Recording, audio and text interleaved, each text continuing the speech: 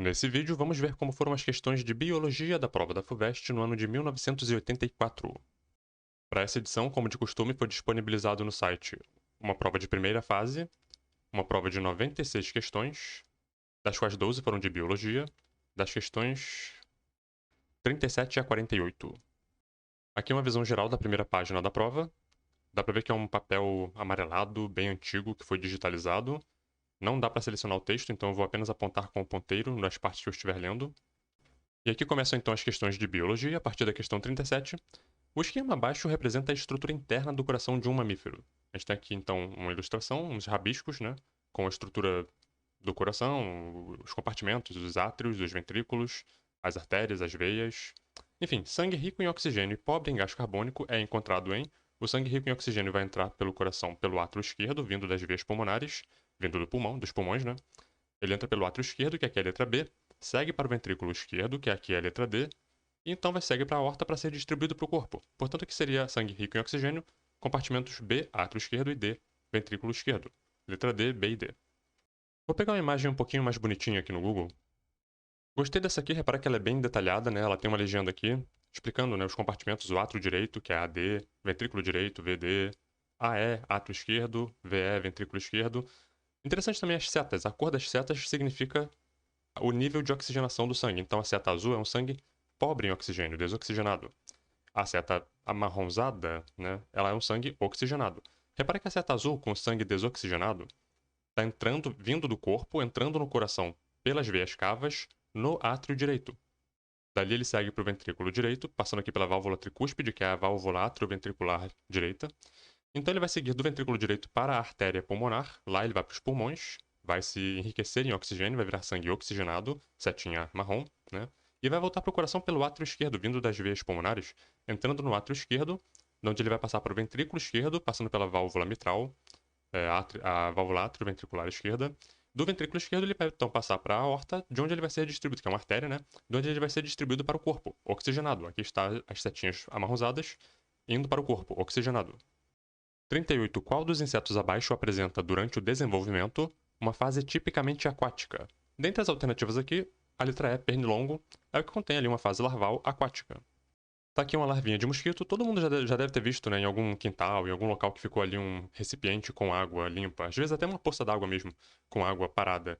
Surgem aqueles bichinhos se mexendo lá dentro, são provavelmente larvas de mosquito. E é bem comum elas ficarem nessa posição aqui. O que está acontecendo aqui? Elas encostaram o sifão respiratório ali na interface com a atmosfera, elas estão respirando, pegando ar atmosférico para respirar, através do sifão respiratório. Essa aqui é legal porque mostra todas as fases, né, do desenvolvimento. Então tá aqui o Aedes aegypti, uma fêmea colocou um ovinho, do ovo eclodiu uma larvinha que cresceu, se desenvolveu, eventualmente virou uma pupa. E eventualmente essa pupa vai então virar o indivíduo adulto, que vai sair voando. Eventualmente, se for uma fêmea, buscando ali presas para poder sugar o sangue. Apenas a nível de curiosidade, um outro inseto que tem uma fase larval aquática é a libélula. Poucas pessoas sabem disso. Tá aqui uma larva de uma libélula. Geralmente você vai encontrar na natureza, no ambiente aquático. Aqui, por exemplo, tem uma ninfa, e a ninfa está ali dentro da água, a gente nota, né? Que ela está numa espécie de aquário ali. E aqui as fases de desenvolvimento da libélula. A larva, eventualmente ali a pupa, né? De onde vai eclodir, vai sair o indivíduo adulto, que vai sair voando. E, enfim, volta para o ambiente aquático apenas para realmente colocar os ovinhos ali de novo. 39. A falta de instalações sanitárias adequadas, saneamento básico, é diretamente responsável pelo aumento da incidência das seguintes doenças endêmicas. Aqui a gente vai pensar em letra B, esquistossomose, esquistossoma mansoni, né? Amarelão, provocado ali pelo ancilostoma duodenale e Necator americano, que é a ancilostomose. E tenise, provocada por Taenia solium, Taenia saginata. Todas elas mais recorrentes em ambientes, como disse aqui a questão, onde o saneamento básico é precário. Tanto o esquistossoma mansoni quanto o ancilostoma, eles entram por via cutânea. Geralmente a pessoa está andando descalço ali num local contaminado, contendo ali, né, o parasito. Eles ganham acesso ao corpo da pessoa através da pele, geralmente na região do pé. Né, a larvinha vai lá e penetra pela pele. Já a tênia, ela vai ganhar acesso ao nosso corpo por via oral. Você vai, no caso da teníase, comer uma carne de porco, por exemplo, contaminada e mal passada, contendo cisticercos de tênia. E esse cisticerco vai se desenvolver no nosso intestino, no verme adulto, que é a tênia, a solitária. 40. Sobre as diversas raças de cães, pode-se dizer que pertencem... Bom, a letra D diz o seguinte: há uma única espécie cuja diversificação em raças ocorreu pela seleção artificial. Isso aqui está correto.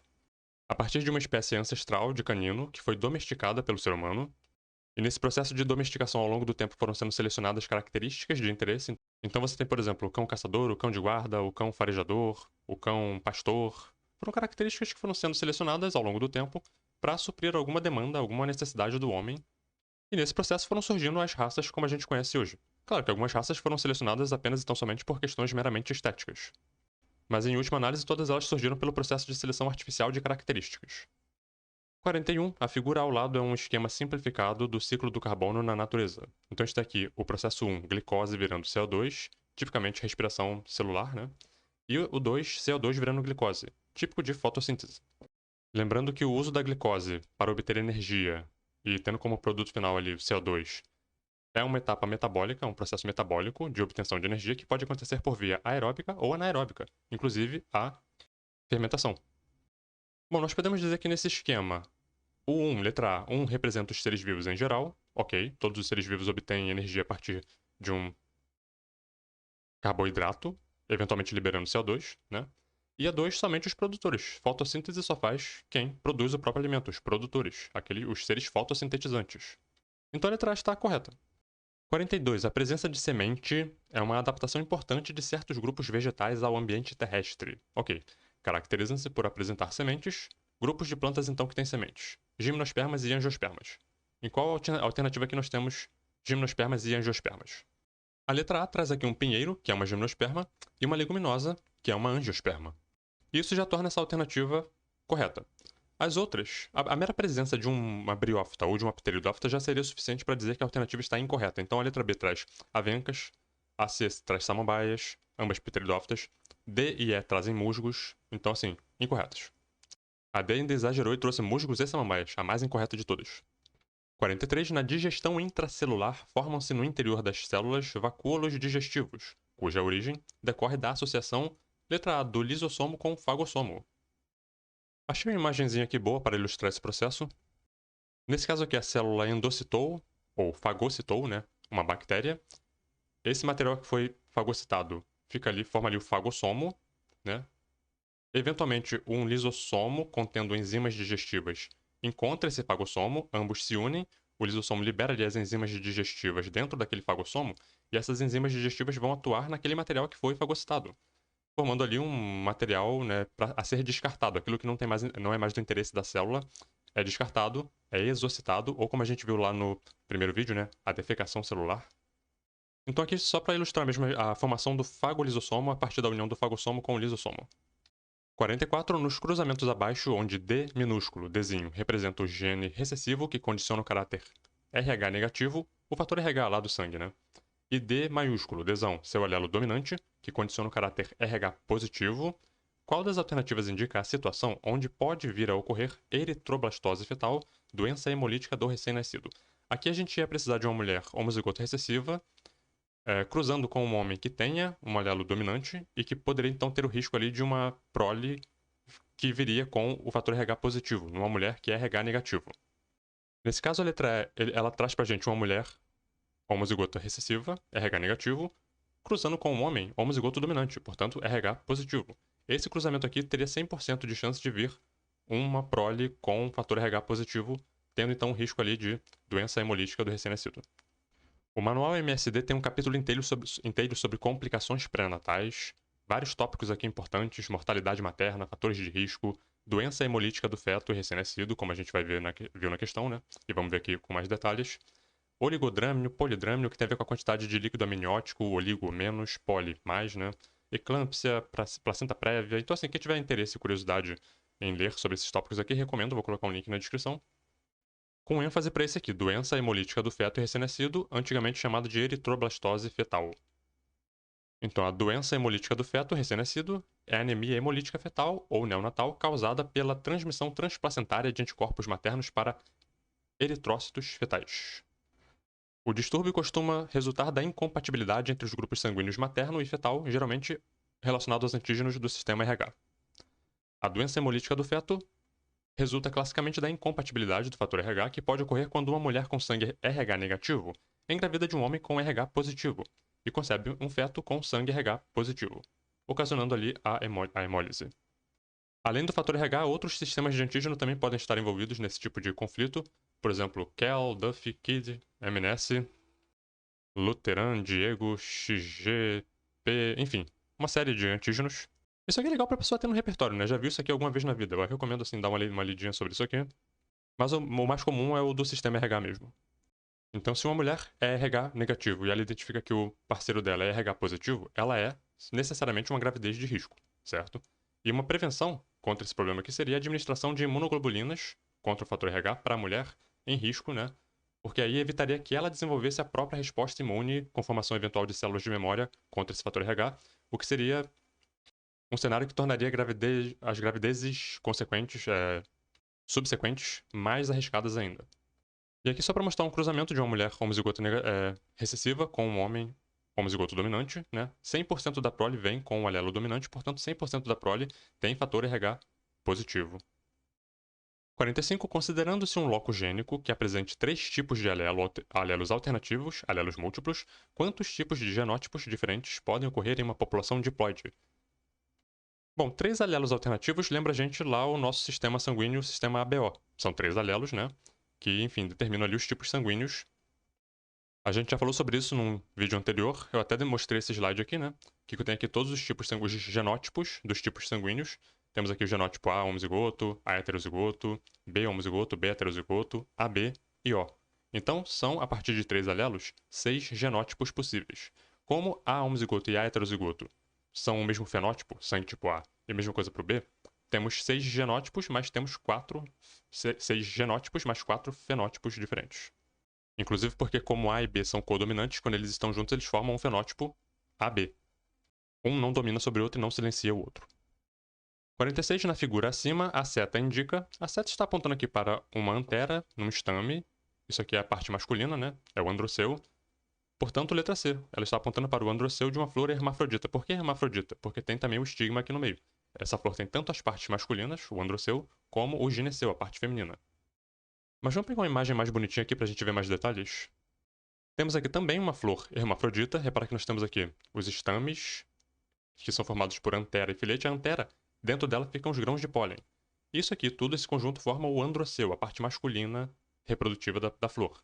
E temos também aqui o gineceu, a parte feminina. Temos aqui um pistilo, eles colocaram aqui nessa nomenclatura pistilo, formado por estigma, estilete, ovário, dentro do ovário o óvulo. Isso aqui seria então o gineceu, a parte feminina reprodutiva da flor. Os grãos de pólen vão entrar em contato aqui com essa região do estigma, o tubo polínico vai se formar, descendo aqui pelo estilete, até alcançar os óvulos dentro do ovário. Então os núcleos polares vão se unir às oosferas, vai haver a fecundação, formação de semente e o fruto. O fruto surge do ovário, o fruto verdadeiro surge do desenvolvimento aqui do ovário. E a gente vai ter aqueles outros frutos que são chamados pseudofrutos, né? Alguns deles vão ser formados a partir do pedúnculo floral. Por exemplo, o caju, aquela polpa do caju que a gente faz suco, ela se forma a partir do pedúnculo floral. O fruto verdadeiro é a castanha do caju, que é o ovário. A gente vai ter também alguns frutos que vão se formar a partir do receptáculo. Pseudofrutos, né? Por exemplo, a maçã. A parte comestível que a gente come da maçã é o desenvolvimento do receptáculo de uma flor. O morango também. O morango é uma infrutescência, né? E aquela parte vermelhinha que se desenvolve é o receptáculo. Aí nós temos aqui o perianto. O perianto é formado pelas pétalas e sépalas, né? Que é a parte assim... Por exemplo, as pétalas elas têm uma função, embora seja uma parte vegetativa, mas elas têm a função de atrair polinizadores. É uma função importante, né? 47. O esquema acima representa o ciclo de vida da alga uva. Aquela alga verdinha quando você está na praia próxima assim do costão rochoso, que tem aquela alga que parece uma folha de alface. Uva lactuca. É essa aqui. Indique a etapa do ciclo em que ocorre a meiose. Então eu arrumei essa ilustração aqui, essa figura, com o ciclo de vida da uva lactuca. Repara que é um ciclo diplobiôntico, alternância de gerações, significando que a meiose aqui é espórica. A meiose acontece na formação dos esporos. Então vamos seguir aqui o ciclo. Começando aqui do zigoto, né, que sofre mitoses. Repara que o zigoto é 2N, é diploide. Sofre mitoses, formando ali um esporófito adulto, que também é diploide. Esse esporófito adulto vai sofrer meioses, gerando ali esporos haploides. Repara aqui, N. Esses esporos haploides vão se desenvolver, vão dar origem ali a gametófitos, que são haploides. Esses gametófitos vão produzir, por mitose, gametas que vão se fecundar, formando ali zigotos diploides. Repara que aqui existem duas fases de indivíduos adultos. Você tem um esporófito adulto e um gametófito adulto. Sendo o esporófito diploide, que por meiose origina esporos, e os gametófitos são haploides, que por mitose formam gametas. Nada muito diferente do ciclo reprodutivo de uma planta, né? Lá a gente vai ter que prestar atenção com aquela coisa da fase duradoura, da fase efêmera. Então, por exemplo, o musgo tem lá o gametófito como fase duradoura, o esporófito é uma fase temporária, eventualmente rola ali uma inversão, né? O esporófito assume, em outros grupos vai assumir vai se tornar a fase duradoura, então a partir de pteridófitos, né, o esporófito vira a fase duradoura e o gametófito vira a fase efêmera. Aqui é a legenda da imagem, só pra gente, né, é um ciclo diplobiôntico, nos referimos à existência de uma alternância de gerações, onde existem organismos adultos com carga genética diploide e haploide, em distintos momentos da vida. Os organismos diploides são os esporófitos adultos que sofrem meiose para gerar esporos haploides. Então isso aqui responde lá a questão, porque esse processo está acontecendo aqui, entre esse aqui e esse aqui. Que aqui na prova era o número 2, certo? Então aqui a gente marcaria a letra B, número 2. Finalmente, 48, as enzimas digestivas que agem sobre os carboidratos atuam... Bom, nós vamos ter ali as amilases, né? A amilase salivar, na região da boca, saliva, né? E as amilases pancreáticas na região do intestino. Então, letra D, boca e intestino. E com isso ficamos por aqui. No próximo vídeo iremos ver as questões da edição 1985 da FUVEST.